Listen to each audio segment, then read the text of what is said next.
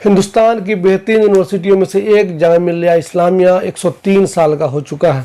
इस ताल्लुक़ से जामिया मिल्लिया इस्लामिया में पिछले 5 दिनों से सेलिब्रेशन का सिलसिला जारी है।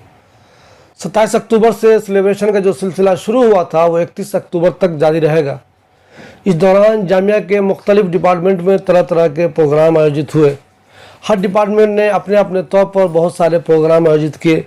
स्कूल में भी प्रोग्राम हुआ। जामिया का जो सबसे ख़ास प्रोग्राम था वो अंसारी ऑडिटोरियम में मुनक़िद हुआ। इस प्रोग्राम में हिंदुस्तान की मशहूर फिल्म एक्ट्रेस, अपने ज़माने की मशहूर अदाकारा शर्मिला टैगोर शरीक हुई। उन्हें जामिया ने अपने सबसे बड़े अवार्ड से नवाजा। इसी मौके पर जामिया में जो नया गेट बना है, सेंटेनरी गेट, उसका भी उद्घाटन हुआ, जिसमें बहुत सारे लोग शरीक हुए।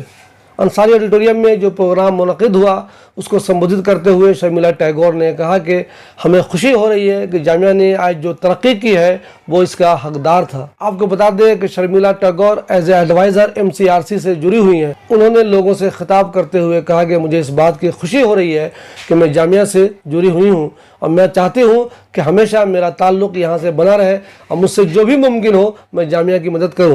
आपको बता दें कि पटौदी ख़ानदान ने ही जामिया को ज़मीन दी थी जहाँ पे मंसूर अली ख़ान पटौदी स्पोर्ट्स कम्प्लेक्स बना हुआ है। इस स्टेडियम के बारे में शर्मिला टैगोर ने कहा कि बहुत से क्रिकेटर इस स्टेडियम को हिंदुस्तान के बेहतरीन स्टेडियम में से एक बताते हैं। जामिया की वाइस चांसलर नजमा अख्तर ने भी अंसारी ऑडिटोरियम में लोगों से खिताब करते हुए कहा कि उनके रहते हुए जामिया ने क्या क्या तरक्की की है। उन्होंने कहा कि हमें इस बात की खुशी है कि हमारे रहते हुए जामिया को अब ये परमिशन मिल गई है कि यहाँ भी मेडिकल कॉलेज खुल सकता है।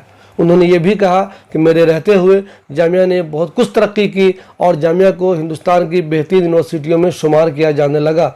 उन्होंने ये भी कहा कि जामिया को जब भी कोई नई रैंकिंग आई उसमें बेहतरीन पोजीशन मिली और इसके लिए वो जामिया बिरादरी को मुबारकबाद पेश करती हैं।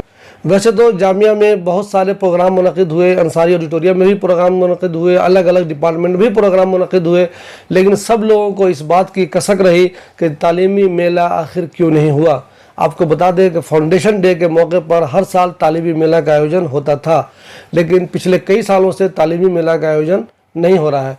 तालीमी मेला के आयोजन से एक फ़ायदा ये होता था कि वहाँ बहुत सारे स्टॉल लगते थे, खाने के स्टॉल होते थे, दूसरे भी स्टॉल होते थे, जहाँ जामिया के स्टूडेंट्स तो जाते ही थे, जामिया के आसपास के जो इलाके हैं वहाँ से भी बहुत सारे लोग आते थे। अब वो उन स्टॉल पर जाकर वहाँ चीज़ें ख़रीदारी करते थे या जो चीज़ें वहाँ देखने की थी वो देखते थे, समझते थे और इस पूरे 3-4 दिन के एपिसोड को वो एंजॉय करते थे। जामिया बिरादरी को ये कहते हुए भी सुना गया कि किसी तरह से फाउंडेशन डे मना लिया गया है। ऐसा लगता है कि एक रस्म थी जिसे पूरा कर दिया गया है, नहीं तो जिस शान व शौकत से फाउंडेशन डे का इनेकाद होना चाहिए उस शान व शौकत से इसका इनेकाद नहीं हुआ। अंसारी ऑडिटोरियम में जो प्रोग्राम हुआ उसमें कई बार बदइंतज़ामी भी देखी गई, जिसका अंदाज़ा आपको इस तस्वीर से लग सकता है। कुल मिलाकर जामिया मिल्लिया के जो तालिब इल्म हैं वो, जामिया मिल्लिया से जिन्होंने पहले तालीम हासिल की वो, और जो लोग भी जामिया मिल्लिया इस्लामिया को प्यार करते हैं वो, उन सब के लिए ये मौका बहुत खुशी का है, चूँकि हिंदुस्तान की बेहतरीन यूनिवर्सिटियों में से एक जामिया मिल्लिया इस्लामिया अब 103 साल का हो गया है। ऐसे मौके पर ये सब लोग एक दूसरे को मुबारकबाद पेश कर रहे हैं और यही दुआ कर रहे हैं कि जामिया आने वाले दिनों में खूब तरक्की करे।